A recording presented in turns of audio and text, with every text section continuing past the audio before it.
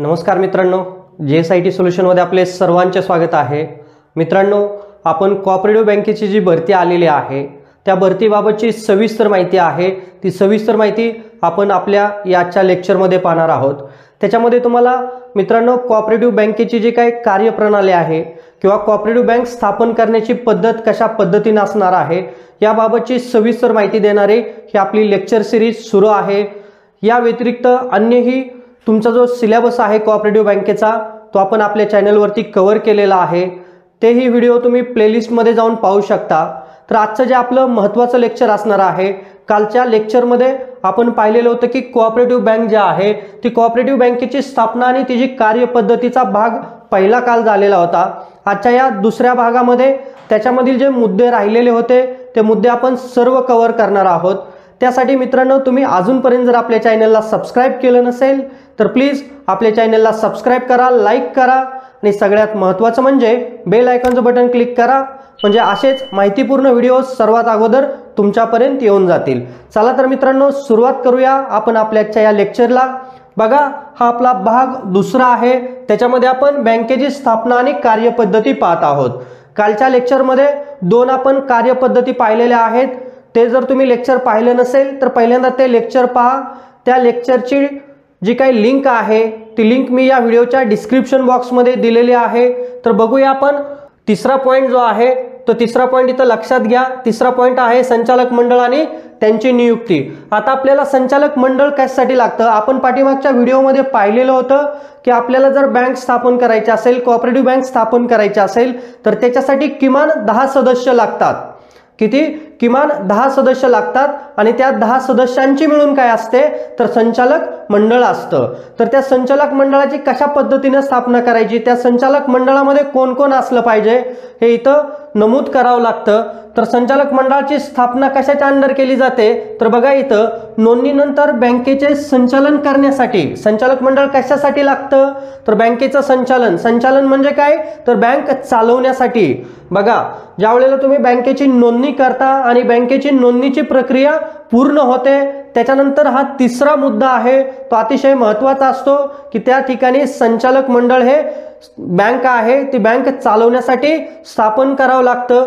तर त्याच्यासाठी संचालक मंडळाची स्थापना केली जाते आणि संचालक मंडळाचे सदस्य बँकेची काय करत असतात, ध्येय, धोरणे आणि कार्यपद्धती ठरवतात। आलं का लक्षात? संचालक मंडळ काय करतं तर बँकेची धोरणं, तिची कार्यपद्धती आणि कशा पद्धतीनं बँक आपल्याला पुढे घेऊन गेलं पाहिजे, त्याच्याच बरोबर व्याजदर कशा पद्धतीने असला पाहिजे, हे सर्व जे मुद्दा आहे ते मुद्दा कोण ठरवत असतं तर संचालक मंडळ ठरवत असतं। आलं का लक्षात? याच्यावरती तुम्हाला 100% प्रश्न विचारला जाऊ शकतो। अतिशय व्यवस्थितपणे हा मुद्दा लक्षात ठेवा की बँकेची ध्येय धोरणं कोण ठरवतं तर बँकेची ध्येय धोरणं हे संचालक मंडळ ठरवत असतं। पुढचा मुद्दा बघा, त्याच्यातला दुसरा पॉइंट आहे अधिकारी आणि कर्मचाऱ्यांची नियुक्ती।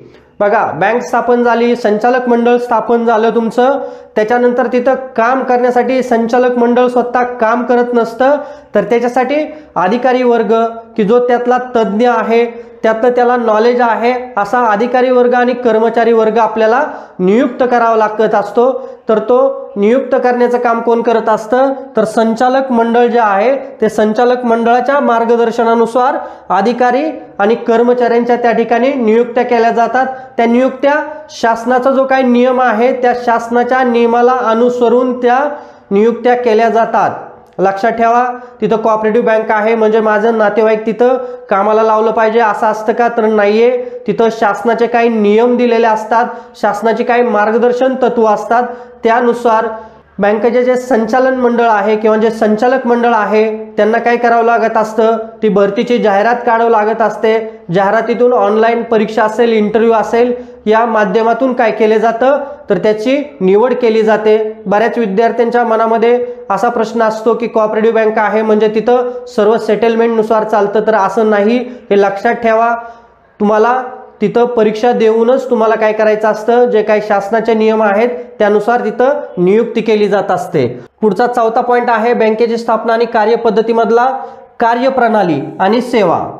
काय आहे कार्यप्रणाली आणि सेवा? त्याच्यामध्ये पहिला पॉइंट आहे बँकांच्या सेवांचे प्रकार।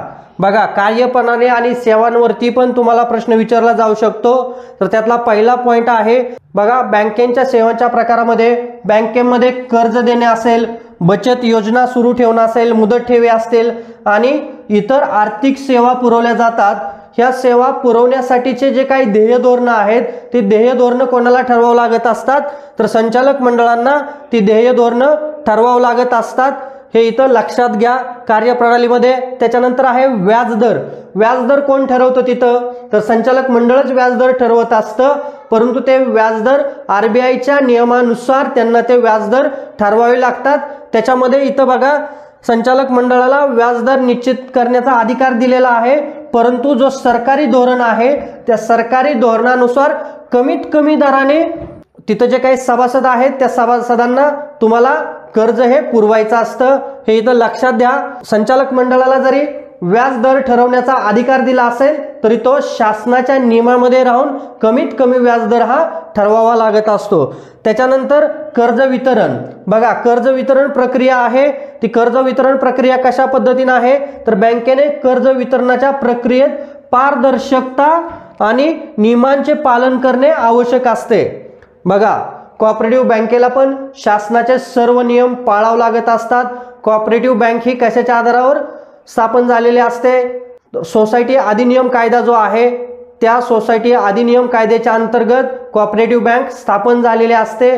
त्याच्यामध्ये तुम्ही ज्या वेळेला पाठीमागच्या व्हिडिओमध्ये आपण पाहिलेलं होतं की त्याच्यामध्ये तुम्हाला संविधान लिहावं लागतं, संविधान ठरवावं लागतं। त्या संविधानामध्ये तुम्ही ज्या पद्धतीनं आखणी केलेली आहे किंवा ज्या गोष्टी मांडलेल्या आहेत त्याच गोष्टीच्या अधीन राहून तुम्हाला काय करायचं असतं, त्या ठिकाणी व्याजदर किंवा जे काही कर्ज वितरण आहे ते कर्ज वितरण करायचं असतं। बघा मित्रांनो, याच्यावरती तुम्हाला हमखास एक तरी प्रश्न विचारला जाऊ शकतो, त्यासाठी हा जो काही स्क्रीनशॉट आहे तो स्क्रीनशॉट घ्या। अतिशय सखोल मुद्दे आणि कमी शब्दामध्ये मी मांडण्याचा प्रयत्न केलेला आहे। तर मित्रांनो, तुम्हाला पुढच्या लेक्चरमध्ये जे काही आपले राहिलेले कार्यपद्धती आहेत बँकेच्या स्थापनेच्या त्या आपण पाहणार आहोत। त्यासाठी तुम्ही अजूनपर्यंत जर आपल्या चॅनलला सबस्क्राइब केलं नसेल तर प्लीज आपल्या चॅनलला सबस्क्राइब करा, लाईक करा आणि सगळ्यात महत्त्वाचं म्हणजे बेल आयकॉनचं बटन क्लिक करा, म्हणजे असेच माहितीपूर्ण नवनवीन व्हिडिओ सर्वात अगोदर तुमच्यापर्यंत येऊन जातील। भेटूया आपण उद्याच्या लेक्चरमध्ये। जय हिंद, जय महाराष्ट्र।